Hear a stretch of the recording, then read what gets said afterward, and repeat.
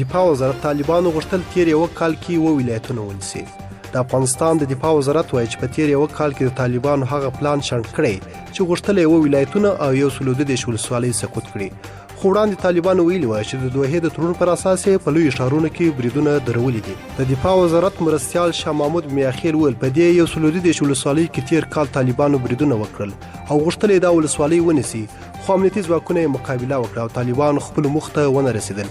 طالبان لا تر اوسه د ښاغلي میاخیل پر څرګندونو غبرګون نه دی ښودلی. په داسې حال کې چې په دوحه کې بین الافغاني مذاکرات له شاوخوا یوه میاشت ځنډ وروسته بیا پیل شوي، خو داسې ریپورټونه ورکول کېږي چې دواړې خواوې د پسرلنۍ عملیات لپاره په چمتووالي بوخت.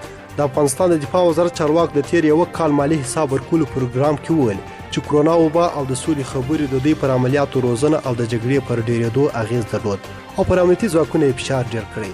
دفاع وزارت مرستیال شاه محمود میاخیل په یو خبري غونډه کې وویل د سولې له خبرو او د بندیانو له خوشي کېدو سره هغه چې دوی تمه لرل تاوتریخوالی کم نه شو، بلکې د امنیتي ځواکونو په وړاندې یې ستونزې زیاتې کړې دي. زرګونه هغه کسان چې په مختلفو جرمي مسلو کې بندیان وو هم خوشي سول. دوی پر امنیت اغیز درلود ځکه هغه کسان چې په جرمونو په زندان کې بندیان وو بیرته خوشي سول او بیرته یې جرمونو ته مخه کړه. افغان دولت ادعا کوي چې ګڼ خوشي شوي طالبان بندیان بیرته د جګړې لوکي ته ګرځېدلي دي، خو طالبان دا ادعا رد کړې ده. اوس چې پسرلی پرانږدې کېدو دی او اندېښنه ده چې جګړه به زور واخلي، خو دفاع وزارت وایي چې دوی د جګړې لپاره بشپړ چمتووالی لري. وړاندې طالبانو ویلي و چې د دوحې د تړون له مخې دوی په لویو ښارونو کې د بریدونو او د ولایتونو د سقوط پلان نه لري. په داسې حال کې چې د دفاع وزارت په تیر یو کال کې طالبان ته درنو تلفاتو اړولو خبره کوي، خو د طالبانو یو ویان ذبیح الله مجاهد سره له دې چې دغه تورونه رد کړل زیاته کړې ده چې دوی عملیات کم کړي دي. د اسلامي امارت مجاهدونو عملیات ټیټ ساتلی، تلفات چې دوی ته اوړي په هغو حملو کې چې د عملیات دوی پیل کړي وه، لکه دا اوس چې د ننګرهار پر شهزادو کې پر عملیاتو بوخت دي او د پکتیا ولایت په څمکنیو کې د فاریاب، قیصار او هلمند کې دوی عملیات وکړل او د کندهار په ارغنداو کې اوس هم د دوی قواوې شته. په دې ټولو ساحو کې دوی ډېر درانه تلفات ګاللي دي.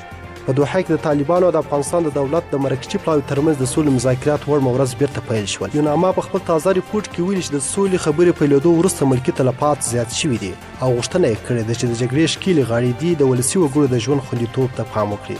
د دفاع وزارت د معلوماتو له مخې دوی په تیر یو کال کې له 11,000 ځای پر ځای شوي ماینونو څخه نږدې 14,500 ماینونه له منځه وړي دي. د ویډیو له کتلو مو ډېره مننه.